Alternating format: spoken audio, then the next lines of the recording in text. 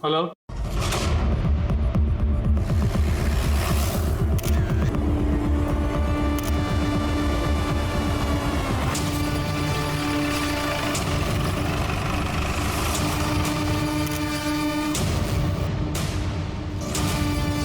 Sir पेट में चाकू से 3 बार वार किया गया। बाकी बॉडी में चोट या खरोच का कोई निशान नहीं मिला। सर सेक्सुअल असॉल्ट जैसा कुछ नहीं लग रहा। चारों तरफ अच्छे से देखो।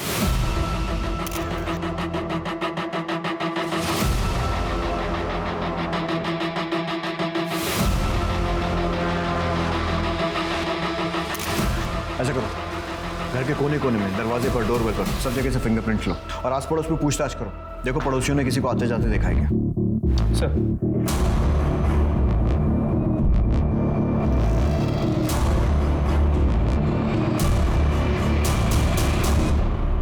सर ठीक है। सर आप पड़ोस में एक औरत ने बताया कि मर्डर का पता चले कि कुछ टाइम पहले उसने एक कुरियर वाले को यहाँ आते हुए देखा। शक्ल देखी उसने? नहीं सर, उस कुरियर वाले ने मुंह पे रुमाल बांधा, सर पे कैप, इसलिए शक्ल नहीं देखी। सर शालिनी श्रीवास्तव से मेरी बात हुई थी, जिसने मर्डर की इन्फॉर्मेशन दी थी। उसने ये बताया कि शीतल कुछ दिन पहले यहाँ शिफ्ट हुई थी और नरेश लड्डा जो कि बिल्डर है वो उसका एक्स हस्बैंड है और कुछ दिन पहले उनका डिवोर्स हो गया। ठीक है, बॉडी पोस्टमार्टम के लिए भेजो। सर हम नरेश से मिलकर आते हैं। 1 महीने पहले आपका और शीतल का डाइवोर्स हुआ। सेटलमेंट में उसने इतना बड़ा घर लिया, पैसे भी लिए होंगे, मार्केट में आपकी रेपुटेशन खराब हुई वो अलग। अब आप ही बताइए, ये वजह कम है आप पर शक करने के लिए कि आपने ही शीतल को मारा है या फिर मरवाया? देखिए, मेरा जो नुकसान होना था हो चुका। उसका मर्डर करवाने से मुझे क्या मिलेगा? और वैसे भी डिवोर्स मैंने नहीं, उसने मांगा था मुझसे, और वो भी तब जब हम उसका बर्थडे सेलिब्रेट कर रहे थे। तुम्हें क्या चाहिए? डाइवोर्स। उसने मांगा और आपने दे दिया। हम थक चुके थे इसके टॉर्चर से, और मुझे पता चल गया था कि वो मुझसे नहीं, मेरे पैसों को चाहती थी। उसका मर्डर का सुन के बुरा तो लगा, लेकिन उससे ज्यादा मुझे सुकून भी मिला है कि अब वो हमें परेशान तो नहीं कर पाएगी। वरना जब से शादी करके आई थी तब से हमें सिर्फ और सिर्फ दुख दिया सर, और कुछ नहीं। भाभी दाल में पानी थोड़ा ज़्यादा नहीं हो गया? भाभी सुनो ना, मैं ना घास फूस खा के बोर हो चुका हूँ, तो डिनर में चिकन मटन कुछ बना देना प्लीज़। भाभी रोटी थोड़ी कच्ची है। अरे शीतल, तुमने कुक को क्यों निकाल दिया? वो ठीक ठाक खाना बना रहा था। क्यों? खाना ठीक नहीं बना रही हूँ मैं? हाँ? और सब्जी खाने में क्या प्रॉब्लम? अपने स्वाद के लिए जरूरी है किसी की जान ली जाए? हाँ? मेरा मतलब है शीतल कि हम कुक अफोर्ड कर सकते हैं, और तुम लड़ा खानदान की बहू हो, तुम्हें किचन में काम करने की क्या जरूरत है? तुम नई नई आई हो, एंजॉय करो बस। आपको खाने से प्रॉब्लम थी ना, आप मुझे अकेले में जाकर बोल सकते थे। ऐसे अपने भाई बहन के सामने मेरी बेइज्जती करने की कोई जरूरत नहीं थी, समझे आप? भाभी आप गलत समझ रहे। अरे बिल्कुल ठीक समझ रही हूँ मैं। तुम तीनों भाई बहन मिलकर सिर्फ और सिर्फ मेरी बेइज्जती करना चाहते हो, मुझे नीचे दिखाना चाहते हो। नहीं खाना नहीं खाना ना, फेंक दो इस खाने को, मत खाओ। हमें लगा कि समय के साथ वो समझ जाएगी। हमने उन्हें कभी फील नहीं होने दिया कि वो हमारे स्टेटस की नहीं है। बहुत प्यार से रखते थे, पर वो बदतमीजी करते थे, और एक दिन तो उन्होंने हद ही कर दी। भाभी मैं आपको बताती हूँ, ये ना, ये वाली साड़ी पे ये वाला ब्लाउज पहनो, बहुत अच्छा लगेगा, सूट करेगा आप पे।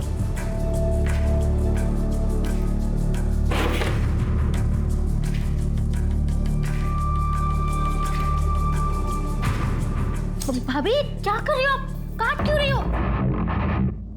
तेरे छूने के बाद में अब मैं इसका पोछा भी नहीं बना सकती। और रही बात फैशन की, तो वो मुझे तेरी जैसी बहन जी से सीखने की कोई जरूरत नहीं। जिसके पास पैसा तो बहुत है, पर ओढ़ने पहनने की जरा सी अकल नहीं। आप लोग इतनी शराफत दिखा रहे थे और वो बदतमीजियां करती जा रही थी, क्यों? शायद उनकी नज़र सिर्फ हमारे पैसों पर थे, वरना वो प्रीतम से ऐसी बात नहीं करते। सर को बताओ ना, सर को बताओ। क्या हुआ? भैया वो कुछ महीने पहले की बात है, भैया काम से बाहर गए हुए थे और शीतल भाभी मेरे रूम में आई। जी भाभी क्या काम है बताइए। कुछ नहीं, वो मैं बोर हो रही थी तो मैंने सोचा तुम्हारे पास आके थोड़ा टाइम पास कर लूं। क्या कर रहे हो तुम? वाओ, कितना सुंदर कॉम्प्लेक्स है। काश ऐसे ही कॉम्प्लेक्स मेरा भी होता। वैसे हो सकता है अगर तुम चाहो तो। हाँ भाभी, मैं भैया से बात करूँगा। अपने भैया को बीच में लाने वाली कौन सी बात है?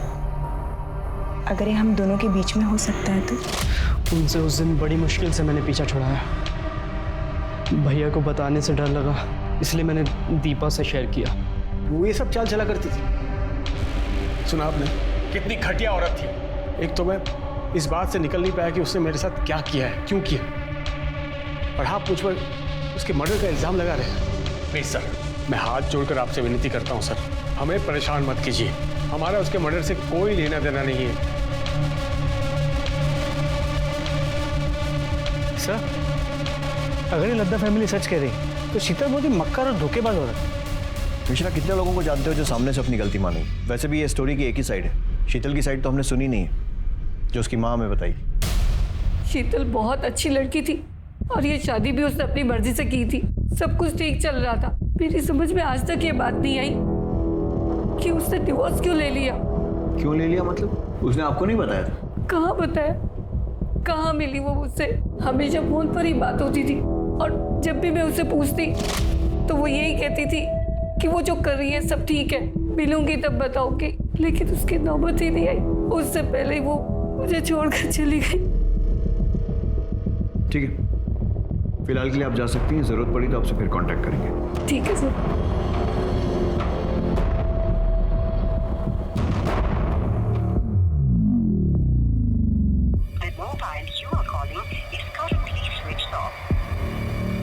क्या हुआ? माया ने फोन उठाया क्या? अरे फोन तो तब उठाएगी जब वो नंबर लगेगा, उसका तो फोन ही स्विच ऑफ आ रहा है। क्या हो गया इस लड़की को? 5 दिन हो गए, दुबई से सिर्फ फोटो भेज रही है, यानी कि कम से कम एक कॉल तो कर ले। अरे ये भी तो हो सकता है कि इंडिया का नंबर वहाँ काम ना कर रहा हो और वहाँ का नंबर लेने में टाइम लग रहा हो। एक बार और कोशिश करो। तुम सब ठीक होगा, तुम जाओ, एक गिलास पानी लेके आओ मेरे लिए। सर। हाँ मिश्रा। सर, शीतल के घर के फोरेंसिक रिपोर्ट के मुताबिक उसके घर में सिर्फ उसी के फिंगरप्रिंट्स मिले। उसके घर में किसी भी सामान पे, इनफैक्ट डोरबेल पे भी किसी और के फिंगरप्रिंट्स नहीं मिले। इसका मतलब जानबूझकर फिंगरप्रिंट्स मिटाए गए। शीतल उस घर में कुछ महीनों पहले शिफ्ट हुई थी, लेकिन इस टाइम में भी कोई ना कोई तो घर में आया होगा, किसी ने तो डोरबेल बजाई हो। मतलब यह कि जिसने भी उसे मारा या मरवाया है, सोची समझी प्लानिंग है।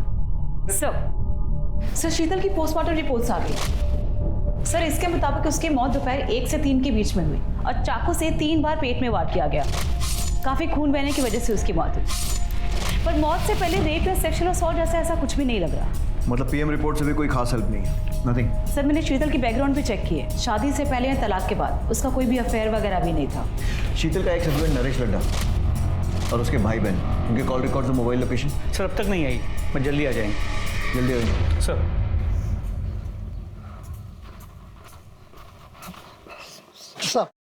साहब हमारा नाम वीरेंद्र शर्मा है, हमारी पत्नी उर्मिला शर्मा सर। सर हम मेरठ से आए सर।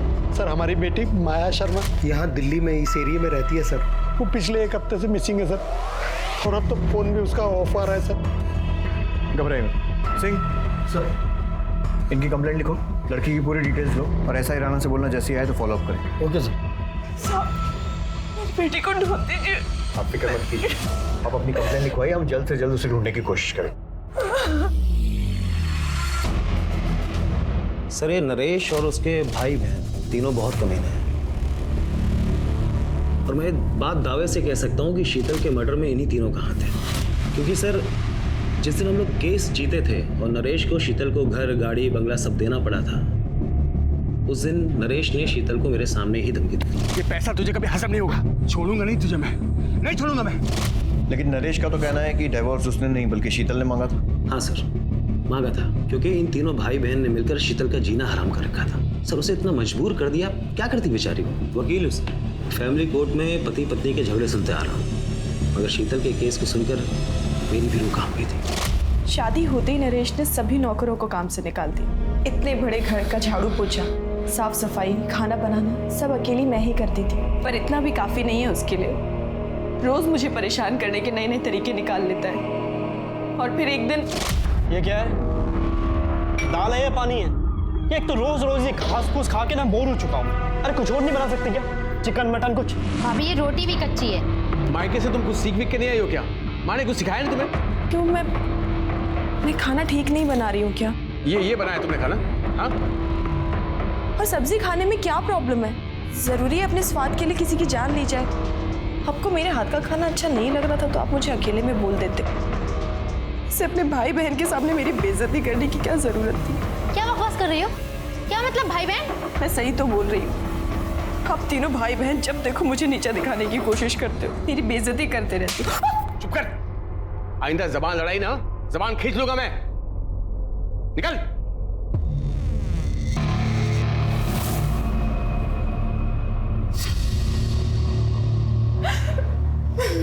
अरे अरे भाभी, आप रो क्यों रही हो? हाँ, अरे मैं कह रहा हूँ ना, चुप हो जाओ, चुप हो जाओ। ये क्या कर रहे हैं आप? हाथ हटाइए। अरे हाथ हटाओ? अरे मैं तो हाथ हटा दूंगा भाभी, और भैया शाम को जिसको ला रहे हैं आपसे मिलाने, उसका हाथ कैसे हटाओगे? क्या नरेश, तुम अपना काम निकलवाने के लिए मुझे किसी ऑफिसर के साथ सोने के लिए बोल रहे हो? नरेश, बीवी हूं मैं तुम्हारी। चिल्ला मत। तुझे क्या लगा रे? मुझ जैसे बिल्डर ने तुझ जैसे गरीब से शादी प्यार में पागल होकर की है? तेरे पास ये शक्ल ये फिगर नहीं होती ना, तुझ जैसी को मैं घास भी नहीं डालता। अच्छा चल ठीक है, सुन, ज़्यादा नाटक मत कर, जल्दी से तैयार हो जा। और सिर्फ आज याद रखना, तुझे उसे सिर्फ खुश करना है ताकि वो 50 करोड़ का कॉन्ट्रैक्ट मुझे दे दे, और कुछ नहीं, समझी?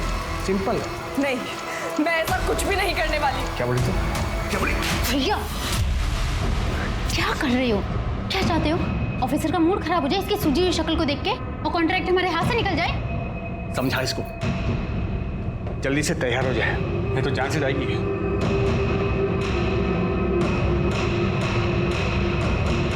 भाभी आप तैयार हो जाओ please.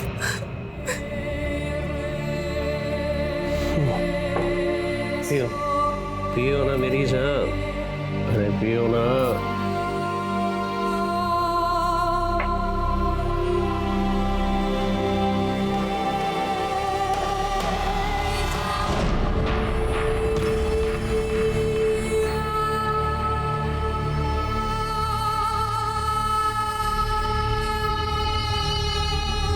Cheers. I hope you enjoyed the evening. अरे तू तो मेरी सोने की मुर्गी निकली। देखना ये मुर्गी हमें एक नंबर बनाएगी, एक नंबर। एक भी कॉन्ट्रैक्ट मैं किसी और के हाथ लगने नहीं दूंगा। जब तक तू है तब तक हम हैं। नरेश रोज रोज नए नए आदमियों को पकड़ के ले आता है। पति नहीं दलाल बन चुका है वो। मैंने समझाने की कितनी कोशिश की पर सुनने को तैयार ही नहीं। फिर मैंने सोचा कि अगर हमें बच्चा हो जाए तो शायद वो बदल जाए। क्या बच्चा? तेरा दिमाग खराब हो गया क्या? नरेश, हमारी शादी को 8 महीने हो गए हैं। अब तो माँ भी बच्चे को लेकर पूछने लगी है। अरे भाड़ में जाए तेरी माँ। बच्चा पैदा करके तेरा फिगर नहीं खराब करना है। मुझे बच्चा नहीं, पैसा चाहिए, बिजनेस आगे बढ़ाना, समझी? पर नरेश मेरी चुप कर, आगे इस बारे में कुछ बात नहीं होगी। चल साइड हट। कुछ सोचो सेठ, नहीं तो धंधा चौपट हो जाएगा। वो पुलिस वाला पैसे से भी नहीं मानेगा।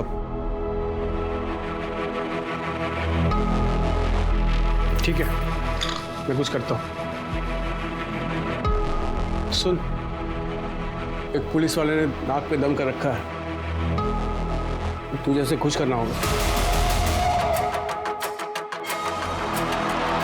मैं ये सब और नहीं करूंगी, और अगर तुमने मेरे साथ जबरदस्ती करने की कोशिश की तो मैं पुलिस के पास चली जाऊंगी। क्या बोली? इतनी जल्दी क्या है? तुझे शाम को पुलिस वाले के पास ही भेज रहा हूं मैं। आराम से उसे बोल देना, लेकिन याद रखना तेरी माँ का क्या होगा। आधा घंटा नहीं लगेगा मुझे ऊपर पहुंचाने में, समझे?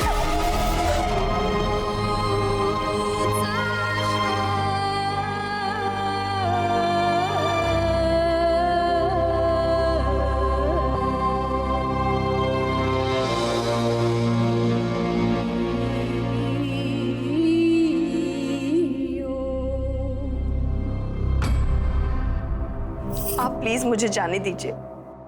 मैं ये सब अपनी मर्जी से नहीं करती हूँ। मेरा पति जबरदस्ती मुझसे करवाता है अपने बिजनेस के चक्कर में। आप पुलिस वाले हो ना, आप मेरी मजबूरी समझिए और प्लीज मेरी मदद कीजिए। अरे ड्यूटी पे भी जाना है, चल बिस्तर पे चल। नरेश साला कमीना है, लड़की का पैसा बचा लिया। चल।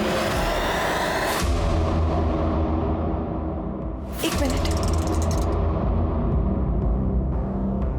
मैं मैं बस वॉशरूम जाकर आऊँ प्लीज।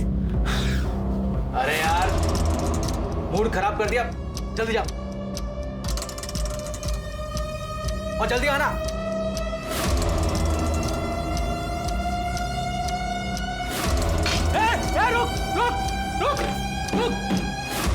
शीतल ने उस पुलिस वाले के साथ की बातचीत की रिकॉर्डिंग कर ली थी और घर जाकर के नरेश को सुना दिया, जिसमें पुलिस वाला खुद मान रहा था कि नरेश शीतल को मजबूर करता था दूसरों के साथ सोने के लिए। वो रिकॉर्डिंग सुनकर नरेश ने क्या किया? दरअसल उस शाम शीतल का बर्थडे था, तो इन तीनों भाई बहन ने मिलकर उसे सरप्राइज पार्टी दिया। वो लोग उसे इमोशनल यूज करके वो रिकॉर्डिंग डिलीट करवाना चाहते थे, मगर शीतल ने साफ साफ कह दिया कि उसे डिवोर्स चाहिए। वो रिकॉर्डिंग अभी कहाँ है? नरेश के पास। वो इसी शर्त पर डिवोर्स के लिए तैयार हुआ था कि शीतल रिकॉर्डिंग उसे वापस कर देगी और इसकी जितनी भी कॉपियां हैं वो सब डिलीट कर देगी। और अगर देखा जाए तो इस हिसाब से नरेश के खिलाफ कोई भी सबूत नहीं मिलता। उस पुलिस वाले का नाम क्या था? सर वो आप जानते हैं कि मैं बता नहीं सकता, लेकिन शीतल के लिए दुख होता है। कितनी मुश्किल से उसे वो सब चीज़ें मिली थी जिसकी वो हकदार थी। सर उसके कातिल को प्लीज छोड़िएगा मत। पुलिस के सामने शीतल की दो छवियां आई, लेकिन दोनों एक दूसरे से विपरीत थी। पहली गुस्सैल, बदतमीज, मौका परस्त जो लाड़ा परिवार ने बताई। दूसरी एक मजबूर, असहाय, पीड़ित औरत की, जिससे उसका अपना पति अपने फायदे के लिए जिस्म फरोशी करवा रहा था। आखिर शीतल का असली किरदार क्या था, क्योंकि उसे समझे बिना इस केस को समझ पाना बहुत मुश्किल था। तो लट्टा फैमिली का बैकग्राउंड चेक किया, पता चला काफी टेढ़े लोग, कंस्ट्रक्शन बिजनेस में है तो काफी ऊपर तक कॉन्टैक्ट्स, कॉल रिकॉर्ड्स में गुंडे, हिस्ट्री शीटर्स, इन सब के नंबर्स, और इनके खिलाफ धोखाधड़ी के केसेस भी रजिस्टर्ड है। मोबाइल लोकेशन चेक की? जी सर, लेकिन 10 तारीख को इनमें से किसी की भी मोबाइल की लोकेशन शीतल के घर के आसपास की नहीं। मिश्रा, ये लड्डा नामी बिल्डर है, तो पॉसिबल है कि ये काम इसने किया नहीं, करवाया हो। इसके लिए इसमें जितने भी गुंडे और हिस्ट्री शीटर है ना, उनको राउंड अप करते हैं, वो बताएंगे कुछ। इंस्पेक्टर, अब प्लीज उस घटिया औरत के लिए हमें परेशान मत कीजिए। उसे हमने नहीं, उसी के किसी यार ने मारा होगा, जिसके लिए उसने मुझसे डिवोर्स लिया था। वो एक नंबर की झूठी, मक्कार और कैरेक्टरलेस औरत थी। वैसे हमारी इंक्वायरी में आपका कैरेक्टर भी कुछ ऐसे ही आ रहा है, और अगर वो इतनी बुरी थी तो फिर घर, गाड़ी, पैसा ये सब देकर सेटलमेंट क्यों करना पड़ा? कोर्ट में प्रूव क्यों नहीं कर पाए? एक्चुअली वो मुझे ब्लैकमेल कर रही थी, एक ऐसी चीज को लेकर जिसे मैं कभी बाहर नहीं आने दे सकता था। और वो चीज उस पुलिस वाले की रिकॉर्डिंग थी जिसके साथ सोने के लिए आपने उसे भेजा था। किस रिकॉर्डिंग की बात कर रहे हैं आप? मैं तो ये फोटो की बात कर रहा हूँ। पता नहीं ये फोटो शीतल के पास कैसे आई और उसने अपने वकील को दे दिया। कहाँ से आई मतलब? आपका कहने का मतलब है कि फोटो फेक है? Did I say that? No, did I say that? Fake है। हाँ, ये सच है कि मैं इस लड़की के साथ सोया था, लेकिन ये फोटो किसने कब खींची और शीतल के पास कैसे आई मुझे नहीं पता। कौन है लड़की? I don't know. मैं एक कॉन्फ्रेंस मीटिंग में गया था, उसके बाद वो लड़की मुझे मिली और वहीं थोड़ी बहुत कुछ बातचीत हुई। उसके बाद उसने मुझे रूम में इन्वाइट किया।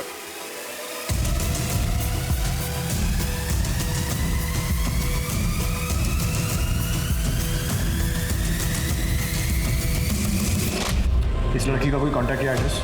नो।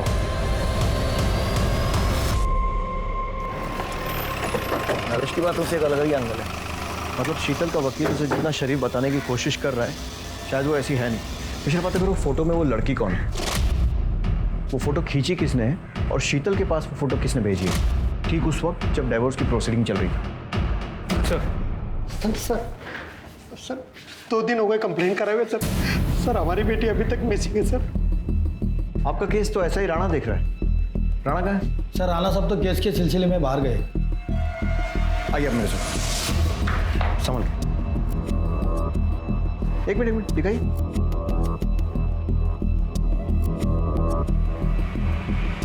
ये कौन है? यही तो हमारी बेटी माया शर्मा।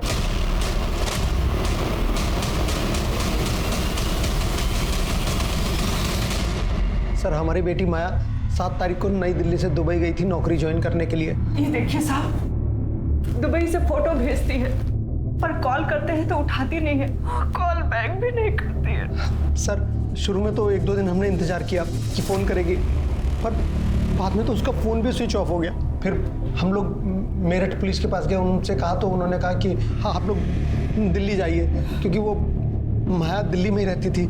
माया दिल्ली में क्या कर रही थी? सर मार्केटिंग में नौकरी करती थी सर, सब कुछ अच्छा खासा चल रहा था। उसने रहने के लिए घर ले लिया था और खर्चे के लिए हमें पैसे भेजती थी। मम्मी वो मैंने पैसे भिजवाए थे, आपने चेक किए ना?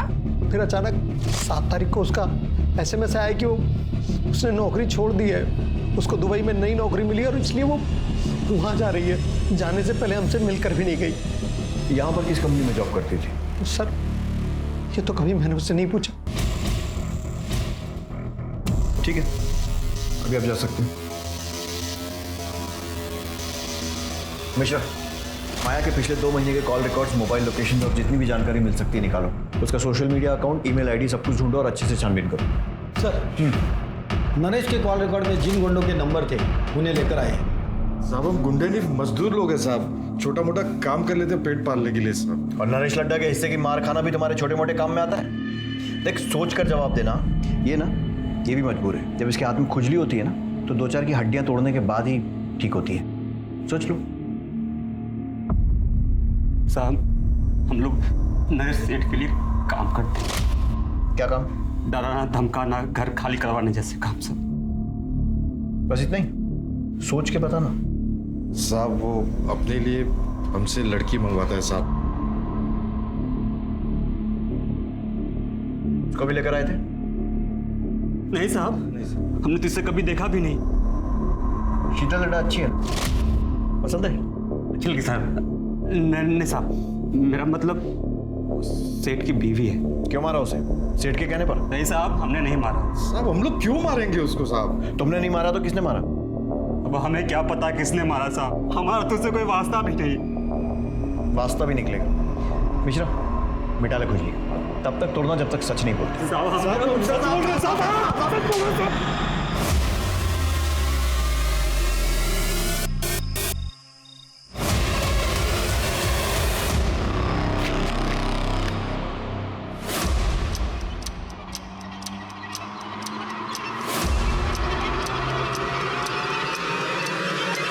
माया ने 7 तारीख को दोपहर 2 बजे की दुबई जाने की फ्लाइट की टिकट निकाली थी और 7 तारीख की सुबह 10 बजे उसने ऑनलाइन चेक इन भी किया। मतलब वो सही में दुबई जा रही थी? देख के तो ऐसा ही लगा, लेकिन ना वो एयरपोर्ट गई ना उसने फ्लाइट ली। टिकट लिया, ऑनलाइन चेक इन भी किया, तो फिर फ्लाइट क्यों छोड़ दी? हो सकता है लास्ट मिनट उसका मन बदल गया हो, या फिर किसी ने ज़बरदस्ती उसे जाने से रोका। लेकिन दोनों ही केसेस में वो दुबई वाले पिक्चर्स कहाँ से आए जो उसने अपने माँ बाप को भेजे? सर हमने पता किया, वो पिक्चर्स इंटरनेट से निकाले गए और उसके माँ बाप को इसलिए भेजा गया है ताकि उन्हें यकीन हो कि माया दुबई में है। सारे पुलिस स्टेशन में माया की डिटेल्स भेजी? जी sir. Excuse me. Hello, PSA Mishra बोल रहा हूँ। ठीक है सर, फरीदाबाद के पास के जंगल में एक माया से मिलती जुलती बॉडी मिली। बॉडी काफ़ी सड़ चुकी है, तो आइडेंटिफाई करवाना होगा। माया के पेरेंट्स को बुलाओ, शिनाख्त। हाथ में टैटू है जिससे शायद पहचान हो सके।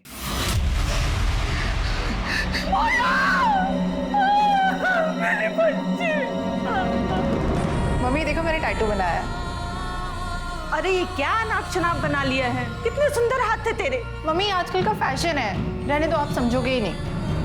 कहाँ समझ पाएगी तो ऐसे हमें छोड़कर चली जाएगी।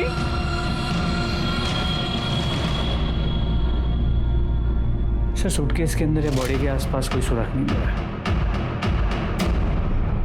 सर क्राइम ब्रांच ने यूसुफ नाम के ब्लैकमेलर को पकड़ा है। उसके फोन में शीतल के न्यूड पिक्चर्स मिले हैं।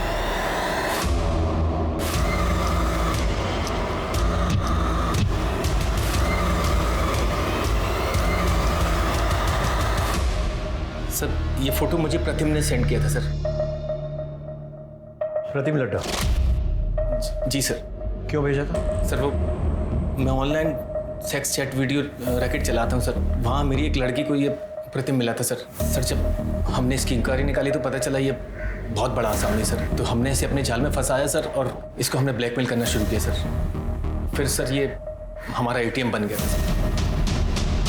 सर मैं यूसुफ को रेगुलरली पैसे दे रहा था, एक बार पैसे नहीं दे पाया तो उसने बोला कि घर में किसी फीमेल की न्यूड पिक्चर सेंड करना, तो इसलिए मैंने एक बार शीतल भाभी की फ़ोटो खींची चुपके से। वो गमछा मैं जानबूझकर अपने साथ ले गया। मुझे लगा अगर भाभी ने मुझे देख लिया तो उनको लगे कि रघु था। एक ही फोटो भेजी थी और भी भेजी थी? सर एक और भेजी थी। अब जो पूछ रहा हूँ ना उसका बिना पिटे सच सच जवाब देना। नरेश अपने बिजनेस के लिए और कॉन्ट्रैक्ट के लिए शीतल को दूसरे मर्दों के साथ सोने के लिए मजबूर करता था। शीतल भाभी अच्छी बहू थी, पर नरेश भाई ने कभी उनकी कदर नहीं करी। अपने फायदे के लिए उन्हें कितने लोगों के साथ सोने के लिए मजबूर करते थे। हमें पता था सर ये गलत है, पर उनकी हाँ में हाँ मिलानी पड़ती थी, क्योंकि हम उन पे फाइनेंशियली डिपेंडेंट थे।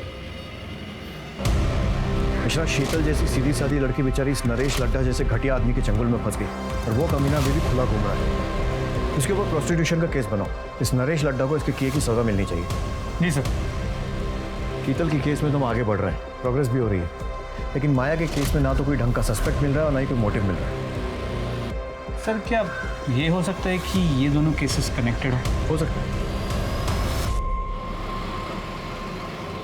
सर माया का फोन 9 तारीख को स्विच ऑफ हुआ। माया के कॉल रिकॉर्ड्स में 2 नंबर में, एक किसी अनिल नाम के फोटोग्राफर का है जिसकी पुरानी दिल्ली में फोटो स्टूडियो, और दूसरा नंबर फेक आईडी पे लिया गया जिसके साथ माया की अक्सर लंबी बातें हुआ करती। और सर वो नंबर 9 तारीख से स्विच ऑफ, अब तक ऑन नहीं हुआ। सर माया ने अपने कार्ड से 6 मार्च को एरोसिटी में एक होटल भी बुक किया था, और सर उसने अपने लैंडलॉर्ड को पूरे रेंट के पैसे देके वो रूम छोड़ दिया था, पर उसके लैंडलॉर्ड को उसको दुबई जाने की बात बिल्कुल पता नहीं। मतलब उसने दुबई का टिकट बुक कराया था, अपना रूम छोड़ा था, लेकिन शायद वो दुबई गई नहीं। जी सर। सबसे पहले तो इस फोटोग्राफर को उठाओ, पता करते हैं माया और इसका क्या कनेक्शन। और दूसरा ये फेक नंबर, उसकी जो भी इंफॉर्मेशन मिल सकती है, कहाँ से इशू हुआ, प्रीपेड है, पोस्टपेड है, सब कुछ पता करो। सर। आखिरकार माया की पोस्टमार्टम रिपोर्ट से पता चला कि माया को नींद की दवा दी गई थी और मौत गला दबाने की वजह से 7 तारीख की दोपहर को लगभग 12 से 3 के बीच हुई। जिस दिन माया दुबई जाने वाली थी, क्या कोई ऐसा था जो उसे दुबई नहीं जाने देना चाहता था? क्या कोई ऐसा जिसके राज माया के पास थे? बताता हूँ सर। नरेश और माया की फोटो मैंने माया के कहने पे खींची थी, और भी बहुत सारे लोगों के साथ उनकी फोटो मैंने खींची थी। जिसके साथ जैसी भी तस्वीरें खींची है ना, सब पुलिस स्टेशन में जमा कर। एक बात बता, ये काम माया खुद करती थी या किसी के कहने पर? खुद ही करती थी साहब, खुद ही कॉल करती थी, खुद ही सारी डीलिंग करती थी।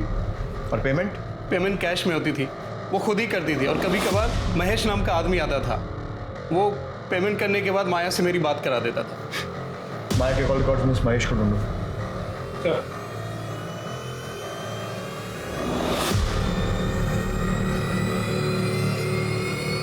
सर महेश का पता चल गया। उठा लो सर। साहब मैं सच बोल रहा हूँ, माया मैडम जो बोलती है मैं वो करता हूँ। वो अक्सर लोगों को लिफाफे पैकेट देने के लिए बोलती थी। मुझे लगा कि अनिल भी इनका आदमी होगा। अब वो कौन है, क्यों है, क्या है, मैं ये सब उनसे नहीं पूछ सकता ना। तू तो कुत्ते जैसा वफादार आदमी है ना। देख, माया का मर्डर हो गया है, अभी अगर मुंह नहीं खोलेगा ना तो लंबा अंदर जाएगा तू। तेरे फोन रिकॉर्ड्स, कॉल लोकेशन सब निकाल लिए हमने, जिससे क्लियर है कि 6 तारीख को तू माया के होटल गया था और बाद में भी होटल के आसपास ही था, और अगले दिन होटल से एयरपोर्ट की तरफ भी गया था जब माया दुबई जाने के लिए एयरपोर्ट निकली थी। साहब मुझे क्यों फंसा रहे हो? मैं तो जो साहब बोलते थे वो करता था। तो मैं भी तो वही पूछ रहा हूँ ना, क्या किया तूने? 6 मार्च की शाम को माया मैडम को होटल पर ड्रॉप किया था। तो जब माया को ड्रॉप किया था वो अकेली थी? हाँ सर। उसके साथ कोई सामान वगैरह था? नहीं साहब, खाली हाथ में पर्स था बस। फिर मैंने शाम को साहब को होटल ड्रॉप किया और गाड़ी वहीं छोड़ के अपने एक दोस्त के पास रहने चला गया।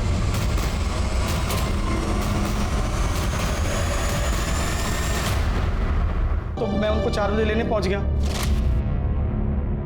सर मैडम नहीं आ रही? अरे हाँ महेश, तुझे बताना भूल गया था, वो तो 2 बजे की फ्लाइट से दुबई चली गई। चल देख क्या रहा, चल ना। Yes sir. सही बता, इन दिनों में तूने कुछ ऐसा देखा या सुना जो तुझे अजीब लगा? हाँ साहब, कुछ दिन पहले साहब किसी से फ़ोन पे बात कर रहे थे। जी देखिए, मैं उस पार्सल के लिए 1.5 लाख रुपए देने था, लेकिन वो काम होना चाहिए। हाँ जी, काम की मुझे गारंटी चाहिए। पर साहब इतने पैसे उन्होंने मुझे देके कहीं भेजा नहीं। पार्सल क्या था? वो नहीं पता साहब। कब की बात है? सब 10 मार्च की, जब मैं गाड़ी की चाबी लेने गया था। 10 मार्च के आसपास के विजय माशरी के सारे कॉल रिकॉर्ड्स और मोबाइल लोकेशन निकालो। सर पता चला है कि विजय उन दिनों एक नवीन नाम की हिस्ट्री शीटर के रेगुलर टच में था। सर इसके कहने पे क्या साहब? और तू दूध पीता बच्चा है ना जो इसकी बातों में आ गया? और तू मैंने कुछ नहीं किया साहब। जब कुछ नहीं करने के विजय माहेश्वरी ने तुझे 1.5 लाख रुपए दे दिए? हाँ बोल। साहब वो एक काम के नहीं 3 काम के पैसे थे साहब। विजय ने फोन करके मिलने बुलाया, मैं इसके साथ वहां पहुंचा।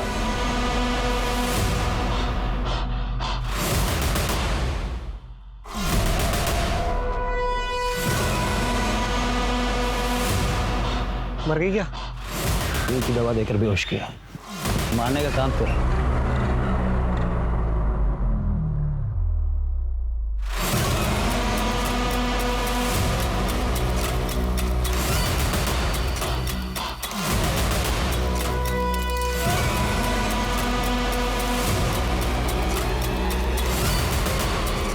हमने चलती गाड़ी में उसका गला दबाकर उसे मार दिया और थोड़े आगे जाकर सूटकेस को जंगल में फेंक दिया। तो पहला हुआ माया का मर्डर, दूसरा उसकी बॉडी को ठिकाने लगाना, तीसरा बताओ। तीसरा शीतल का मर्डर।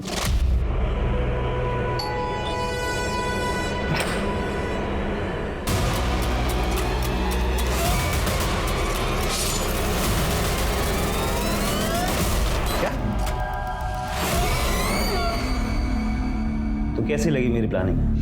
मोटिव समझ नहीं है, क्यों किया? माया से पीछे छुड़ाने के लिए। दरअसल क्या होता है कि जो ये डिवोर्स केस होता है ना, इसमें हम लोग क्लाइंट को ज़्यादा एलिमनी दिलाने के लिए उन्हें नंबर 2 के तरीके से करते हैं, उन्हें कन्विंस करते हैं। उसके बाद इन सब नंबर 2 के तरीकों से ही तो पैसे मिलते हैं ज़्यादा, वरना आप भी जानते हैं कि डिवोर्स के केस में कहाँ इतने पैसे मिलते हैं। और माया वो अपनी मर्जी से काम करती है। अरे नहीं साहब, इतनी आसानी से कौन तैयार होता है? बोला मैंने कि ये सब करने में परेशानी क्या है, किसी के साथ सोना थोड़ी है। उसको ब्रेन वॉश किया, समझाया उसको, तब जाके मानी। और हाँ, शादी यहाँ से भी हुई, लेकिन उसके बाद एक दिन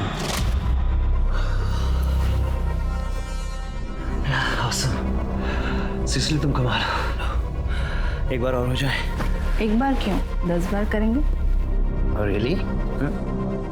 लेकिन उससे पहले तुम्हें मुझे अपनी फर्म में पार्टनर बनाना होगा, अपनी बीवी को डिवोर्स देना होगा और मुझसे शादी करनी होगी। ये क्या बकवास कर रही हो? मुझे देखकर या सुनकर लग रहा है कि मैं बकवास कर रही हूँ। शुरू में मुझे लगा कि भूल जाएगी, मगर नहीं साहब, वो तो पीछे पड़ के रहेगी। फिर मुझे लगा कि इसका कुछ ना कुछ तो इलाज करना पड़ेगा। तभी सडनली मुझे शीतल के केस से एक आइडिया मिला और मैंने डबल गेम खेला। मैंने माया को नरेश के पास ये कह के भेजा कि इस केस से ना हमें बहुत पैसे मिलने वाले हैं, और इतने पैसे कि हम उस पैसे से अपनी नई जिंदगी शुरू कर सकते। और उसके बाद मैंने अनिल से माया और नरेश की फोटो खिंचवा ली, और उन फोटो से मैंने शीतल को घर, पैसा, गाड़ी सब दिलवाया। इतना तो मैंने भी एक्सपेक्ट नहीं किया था, तो मैंने भी अपनी फीस बढ़ा दी, जिसकी वजह से मेरे और शीतल में झगड़ा हुआ और उसने मुझे पुलिस की धमकी तक दे डाली। फैमिली कोर्ट में नरेश ने शीतल को सबके सामने धमकी दी थी कि वो उसे छोड़ेगा नहीं। इसी बात का मैंने फ़ायदा उठाया और एक साथ दोनों को ख़त्म करने का प्लान किया, ताकि दोनों केस में नरेश का नाम आए और वो फंस जाए।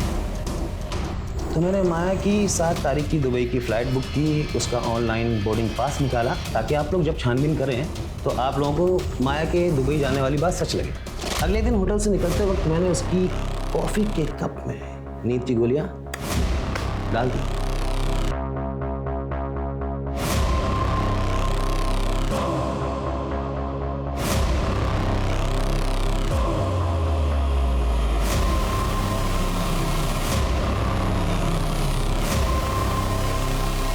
मैंने माया का फ़ोन अपने पास ही रख लिया था।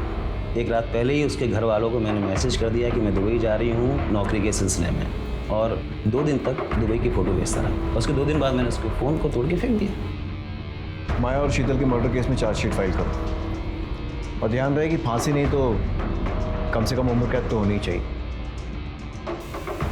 इंस्पेक्टर, आप भूल रहे हैं कि मैं एक वकील हूँ, और कोई ना कोई गंद फंद लगा करके बाहर निकल जाता हूँ। ये केस इंसान की हैवानियत का एक जीता जागता उदाहरण है। शीतल एक सीधी सादी जिंदगी चाहती थी, जबकि नरेश, विजय और माया ने पैसे के लालच में गलत रास्ता चुना। अब मैं अनूप सोनी आपसे विदा लेता हूं, फिर मुलाकात होगी क्राइम पेट्रोल सतर्क में एक और नए केस के साथ। तब तक अपना और अपने परिवार का ख्याल रखें, सतर्क रहें, सुरक्षित रहें। और देखते रहें क्राइम पेट्रोल सतर्क। जय हिंद।